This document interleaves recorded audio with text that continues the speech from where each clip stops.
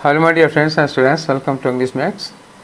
हम लोग इसमें इंग्लिश PYQs में MTS 2022 के प्रीवियस पेपर कर रहे हैं और इसके पहले 2021 का कर चुके हैं और 23 का भी कर चुके हैं। 22 में भी हम लोग मई का ख़त्म कर चुके हैं। अभी हम लोग करने जा रहे हैं जून का, और जून में भी आज लास्ट डेट है। सारे जून वाले भी सारे कर चुका हूँ। जून का 20 जून लास्ट डेट हुआ था और इसमें शिफ्ट 1 आज करने जा रहा हूँ। शिफ्ट 2 शिफ्ट 3 मतलब 2 दिन बाद MTS भी फिनिश हो जाएगा। मतलब 2023-2022 के सारे पेपर, सारे एग्ज़ाम एकदम से फिनिश हो जाएंगे। फिर आएगा नंबर 2024 का या फिर 2023 के टियर 2 का नंबर लगेगा इसके बाद। या अभी फेज़ 2 का पेपर है ना, फेज़ 12 का, तो हो सकता है मैं फेज़ 12 कराना शुरू कर दूँ। अभी इधर में फेज़ 12 ज़्यादा चांस है कि फेज़ 12 कराऊँगा। चलिए तो फिर स्टार्ट करते हैं आज का डिस्कशन। PDF आपने सॉल्व कर लिया होगा, तो देखते हैं आज आपके कितने क्वेश्चन सही हुए हैं और कितने गलत हुए हैं। पहला ही क्वेश्चन है रिप्लेसमेंट का। तो ये देखो इतना ब्रैकेट में किया हुआ है, ये इसको रिप्लेस करना है। देखें अगर कोई गलती होती है तो रिप्लेस कर दिया जाएगा।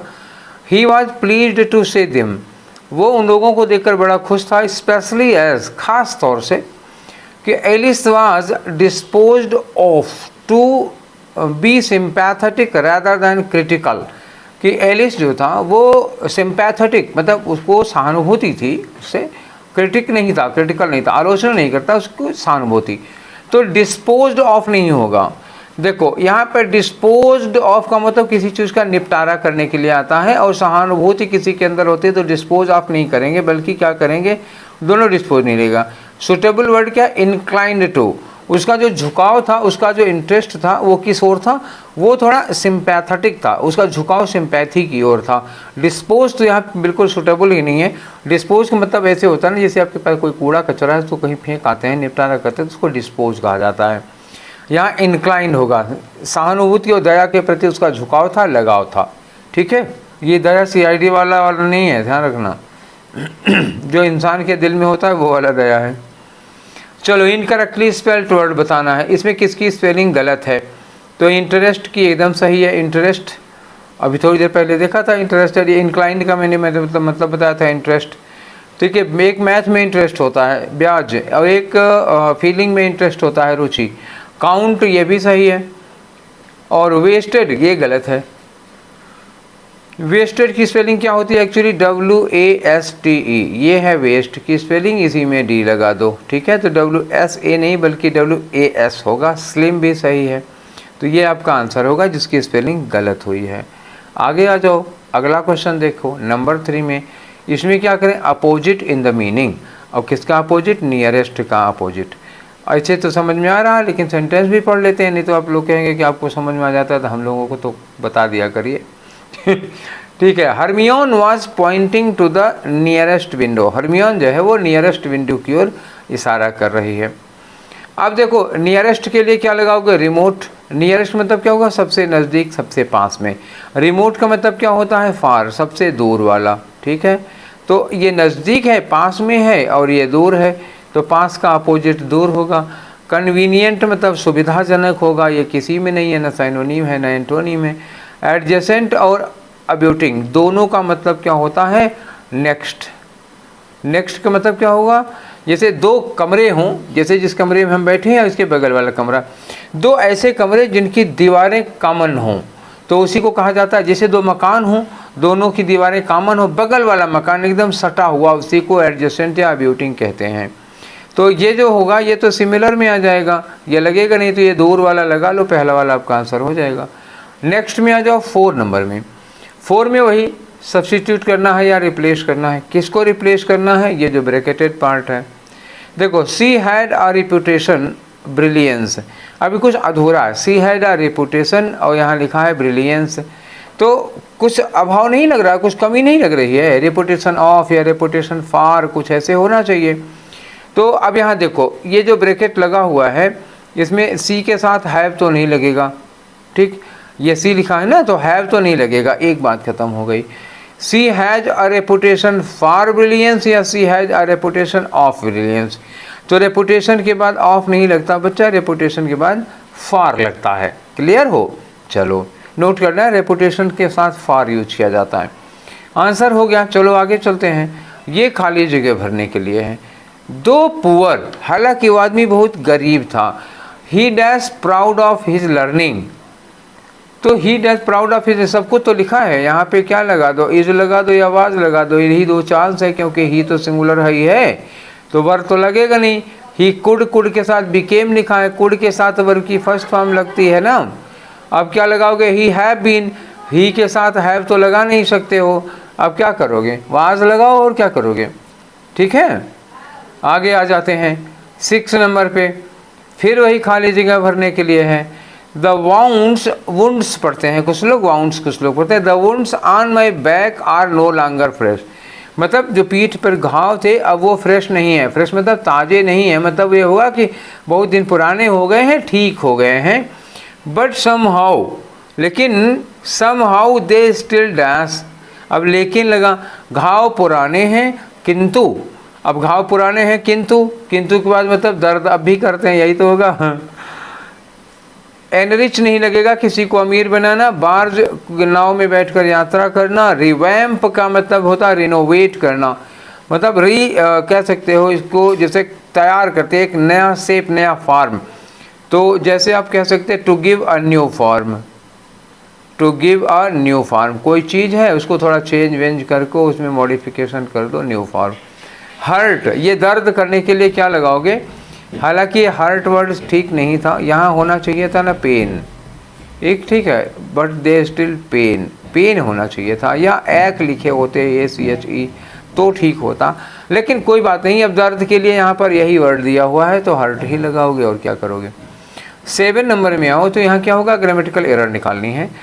Time is the greater eraser both of sorrow and Joy, ठीक है, जो समय है, जो वक्त है, वो बड़ा इरेजर, इरेजर मतलब सब कुछ मिटा देता है, साफ कर देता है, क्या, खुशी को भी और गम को भी, मतलब यहाँ गम है यहाँ खुशी है, खुशी और गम दोनों को इरेज कर देता है।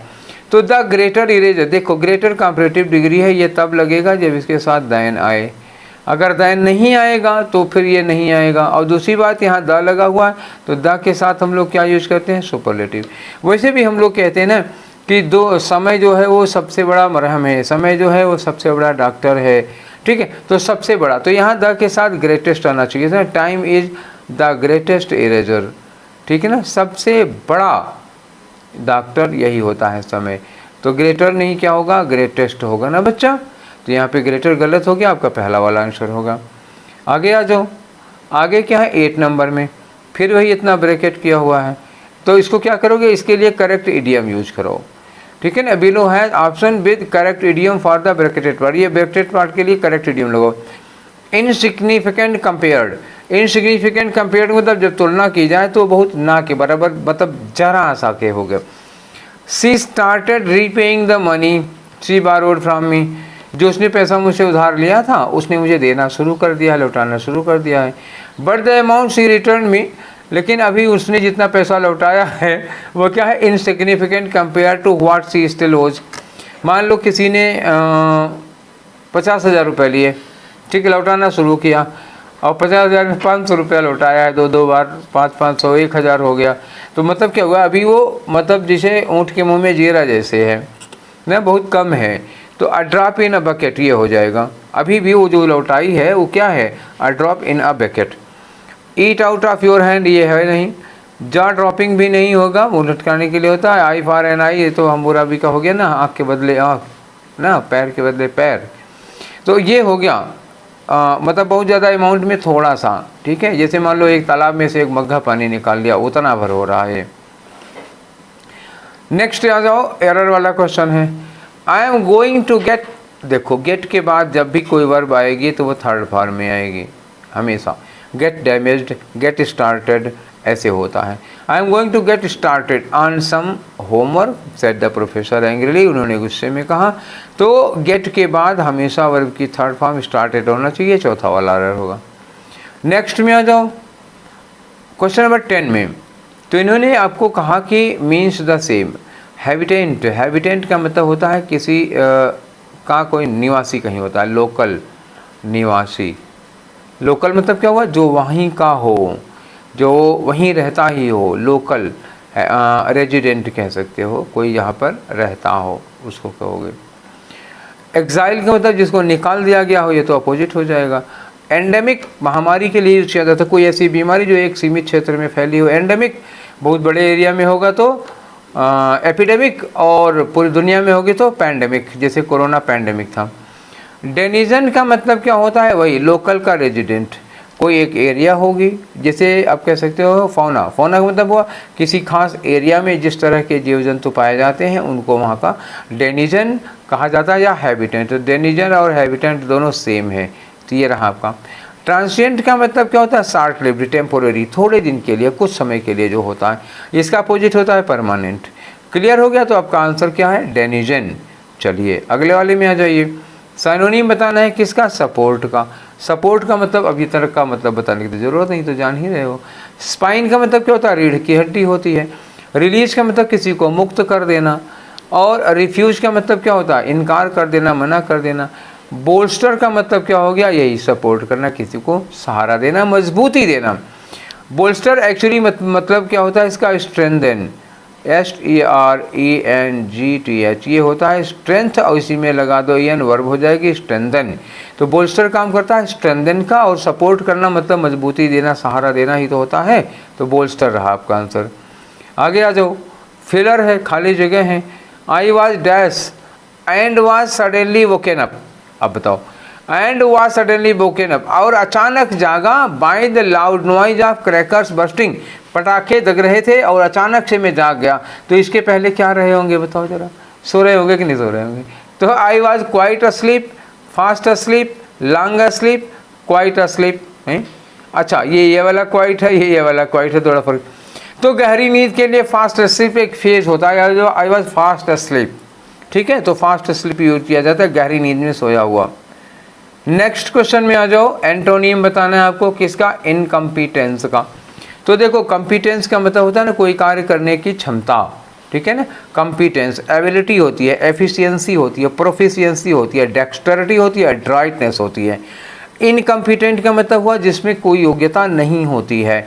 अब इसका क्या बताना है, एंटोनिम। तो जिसमें कोई योग्यता नहीं होती है उसका एंटोनिम क्या होगा, जो योग्य होगा, सक्षम होगा।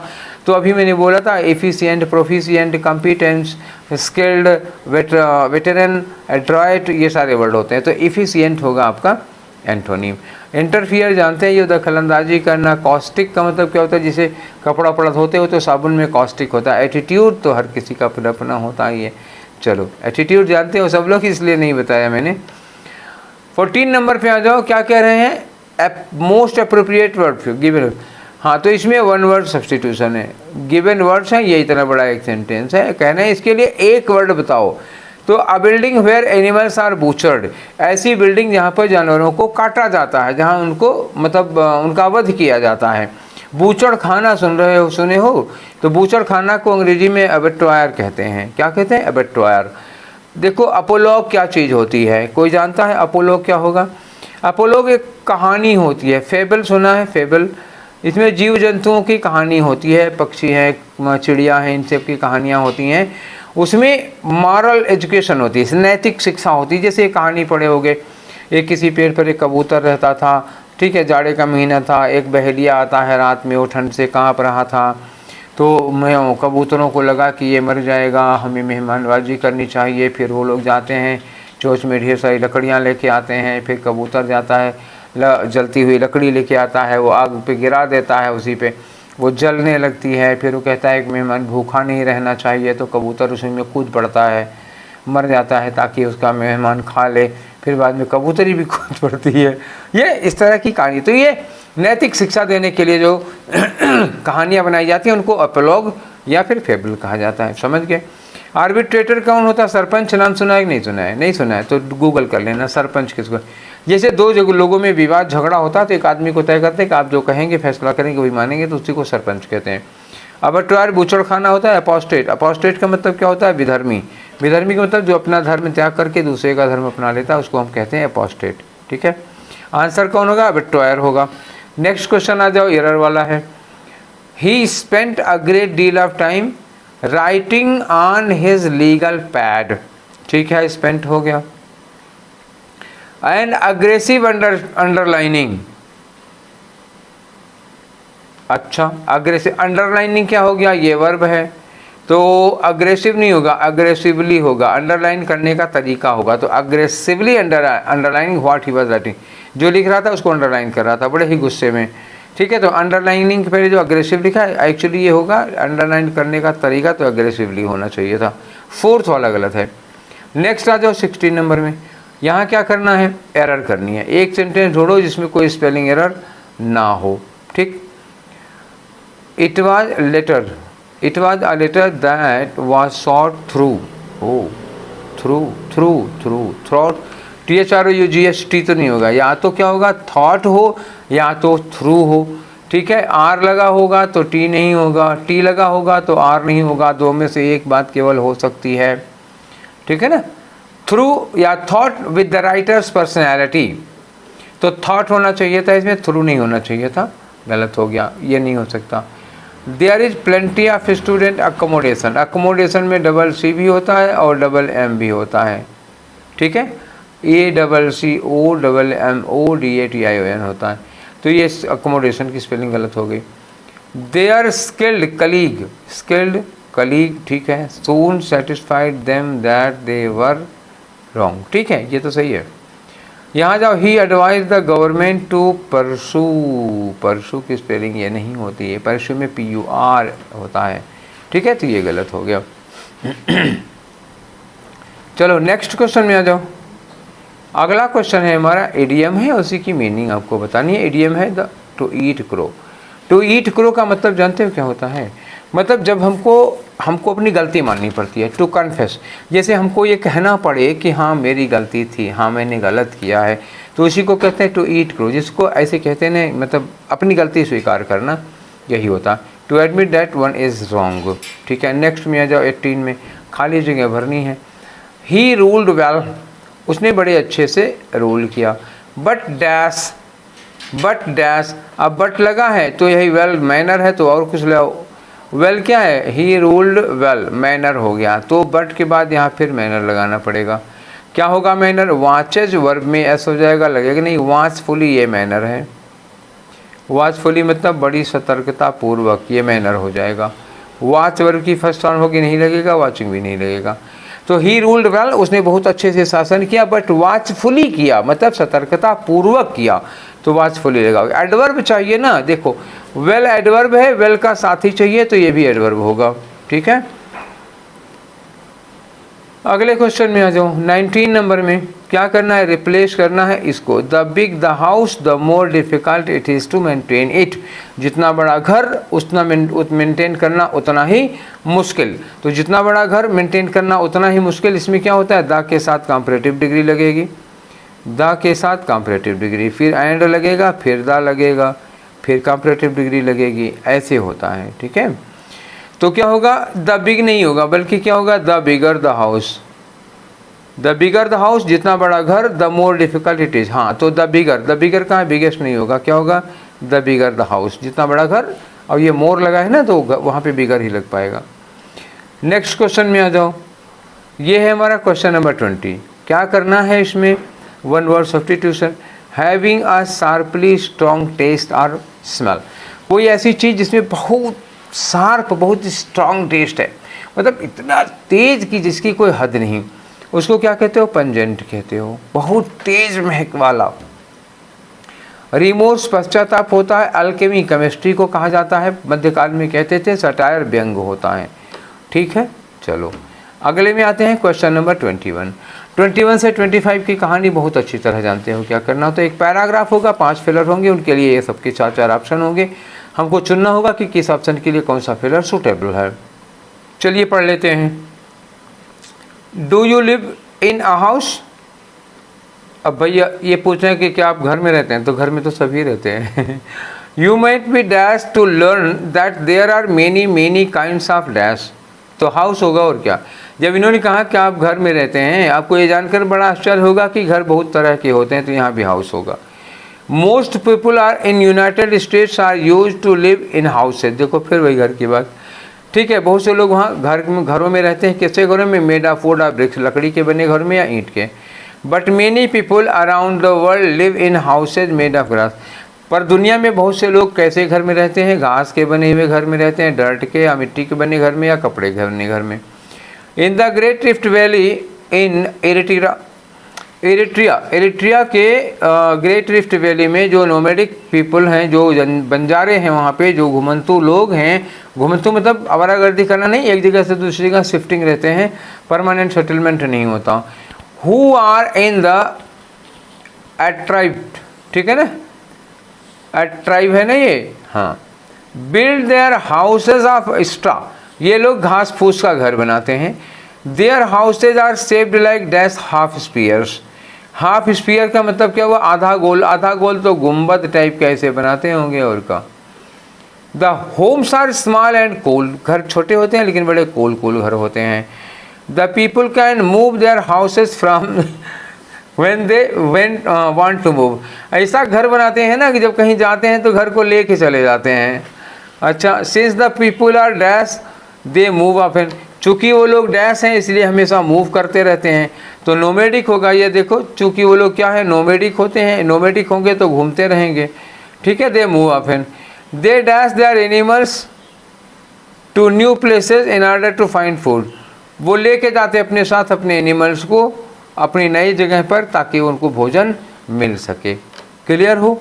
चलो, पहले वाले में क्या लगा? जाहिर सी बात है कि अगर तुम्हें, जैसे आप अब घर में रहते हैं, आपको ये जानकर बड़ा डैश होगा कि दुनिया में बहुत तरह के घर हैं।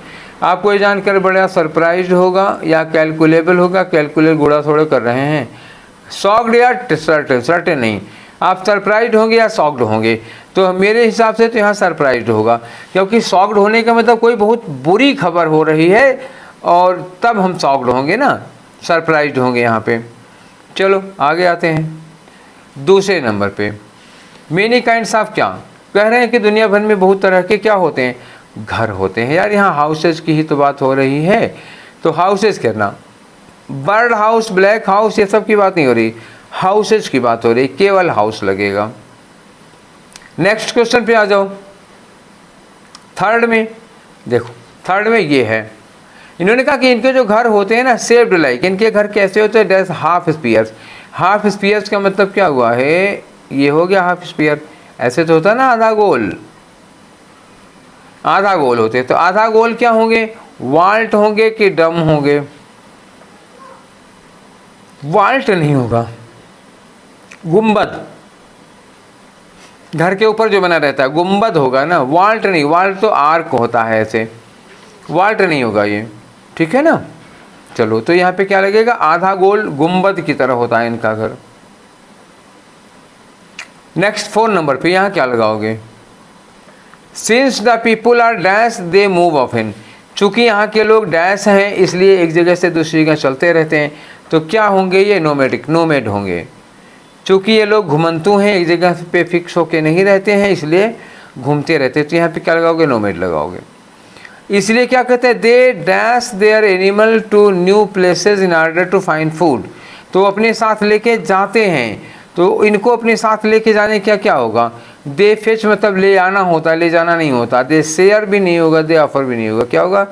दे टेक देयर एनिमल्स, वो अपने साथ अपने एनिमल को ले जाते हैं ताकि वहाँ पे उनको भोजन मिल सके, मतलब जानवरों को भोजन मिल सकेगा इनके, अगर वहाँ खाने लायक चीज़ें होंगी। अगर जानवरों को भोजन मिलेगा तो इनको भी तो मिलेगा, काट के खाएंगे उन्हीं को जब भोजन नहीं मिलता, तो दोनों सेंस में आ रहा है, ठीक है। तो ये 20 तारीख का फर्स्ट शिफ्ट हम लोग कर चुके हैं, 25 क्वेश्चन। अब इसमें 2 शिफ्ट और बची हुई है जो कल और परसों में फिनिश हो जाएगी। क्लियर? उसके बाद हम लोग फेज 12 को स्टार्ट करेंगे, ठीक। तो ये सेशन कैसा लगा अपनी राय दीजिएगा, दोस्तों को शेयर करिएगा। रात में 10 बजे फिर मिलते हैं लाइव सेशन में। Till then take care, thank you.